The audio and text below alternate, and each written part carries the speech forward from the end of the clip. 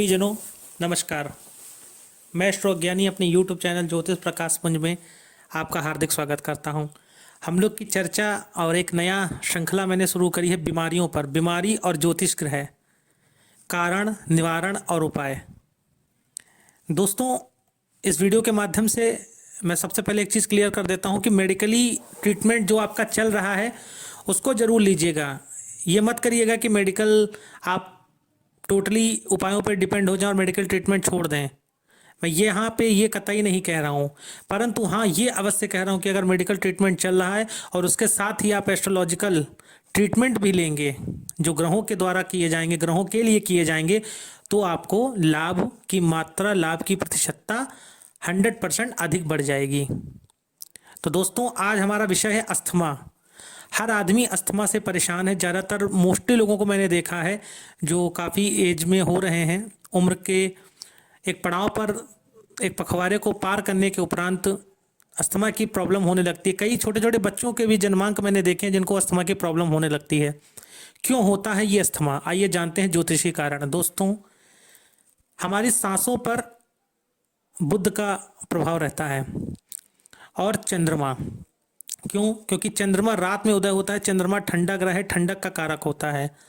Asthma कई तरीके से होता है। एक जो परमानेंट अस्थमा होता है जिसमें सांस लेने में बहुत ज़्यादा प्रॉब्लम होती है और जिनको इन्हेलर लेना ही पड़ता है सांस उखड़ने पर, एक उस लेवल का होता है। एक अस्थमा, एक थोड़ा सा सांस फूलने की दिक्कत उनको भी होती है कि आदमी ज़्यादा बात करते करते अचानक से सांस फूलने लगती है या सीढ़ियाँ चढ़ने लगता है तो सांस फूलने लगती है। दोस्तों, इसमें टोटली गेम जो है वो चंद्रमा और बुध के पीड़ित होने पर है।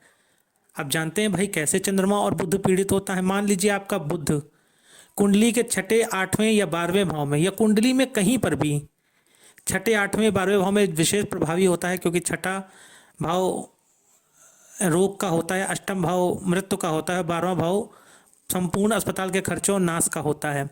तो इन भावों में ज़्यादा प्रभावी होता है, अन्य भावों में उतना कम प्रभाव उसका रहेगा।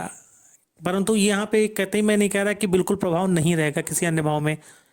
अगर आपका बुध राहु या केतु के साथ बैठा है, मान लीजिए जड़ दोष बना है, तो आपको अस्थमा की प्रॉब्लम इन फ्यूचर हो जाएगी जैसे ही आपको बुध में केतु का अंतर आएगा या बुध की महादशा आएगी। अब कुछ लोग यहाँ पर बोलेंगे कि मुझे तो बुध की महादशा निकल चुकी है। तो दोस्तों, जब भी गोचर में जिस भाव में बुध बैठा है उस भाव में आएगा तो वहाँ पर आपको दिक्कत 100% होनी ही होनी है।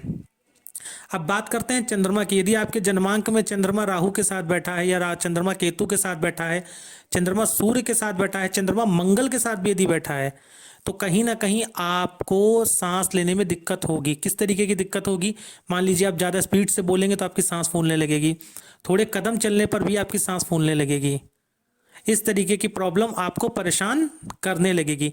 और यदि आप अस्थमैटिक हैं, आप अस्थमा के पेशेंट हैं, डॉक्टर ने आपको ये बोला है कि आपको अस्थमा है, तो आपको क्या उपाय ज्योतिष के माध्यम से, ज्योतिषी कारण और कुंडली के अनुसार आपको करने चाहिए, मैं आपको बिल्कुल बताने जा रहा हूं। बिल्कुल पूरे वीडियो को ध्यान से देखिएगा। दोस्तों, जो हमारे फेफड़े होते हैं उसमें 3000 के करीब रोम छिद्र होते हैं और उसमें से मात्र 1000 ही खुले होते हैं। 1000 ही रोम छिद्र खुलते हैं।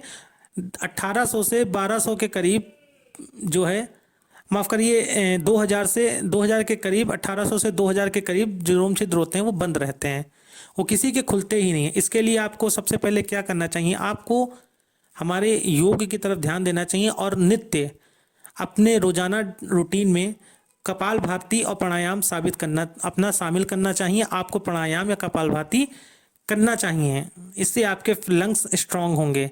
और अगर आप कम एज के हैं, डॉक्टर से कंसल्ट करिए। तो पर डे आप एक बलून फुलाने की कोशिश करिए, उससे भी आपके फेफड़ों पे बहुत इफेक्ट पड़ेगा।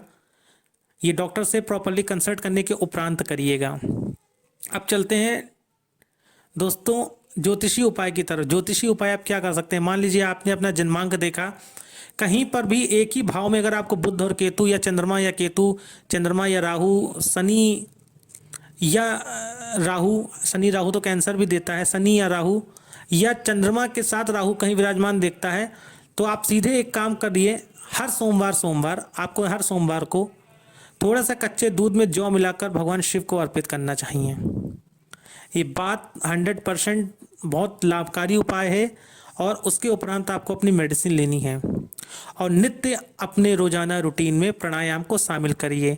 ये तो आपका चंद्रमा का उपाय था। अब बात करते हैं, यदि आपका बुध केतु के साथ है, बुध राहु के साथ है, या बुध पीड़ित है कहीं से भी, शनि से, तो आपको क्या करना है। तो वो लेवल का जो अस्थमा होता है दोस्तों, वो अस्थमा थोड़ा सा ज़्यादा पेनफुल होता है, उसमें सांस लेने में बहुत दिक्कत होती है और 100% आप बिना इनहेलर के रह नहीं सकते, ऊंचाइयों पे जा नहीं सकते।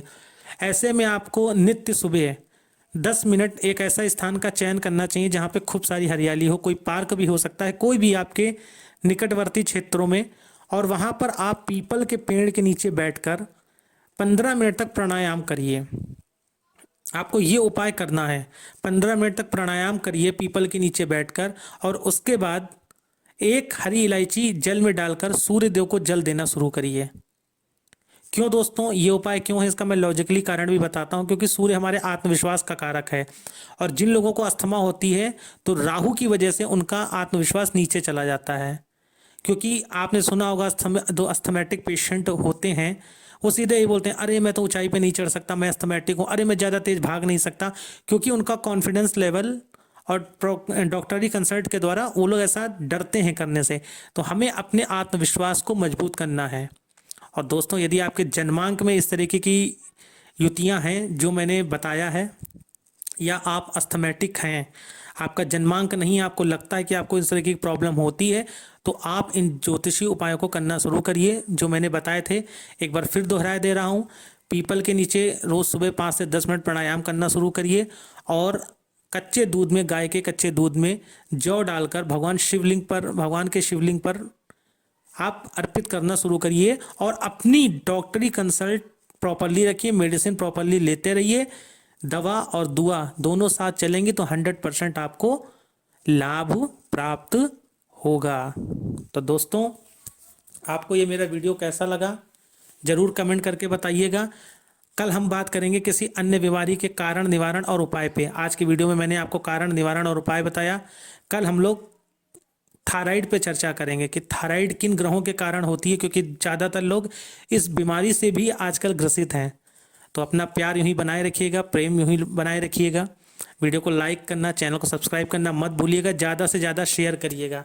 अगर कोई अस्थमेटिक पेशेंट है आपकी फैमिली में और आप उसको ये वीडियो शेयर करते हैं और उसका अगर मेरे दिए गए उपायों के द्वारा लाभ होता है, तो आप भी पुण्य के भागीदार अवश्य बनेंगे।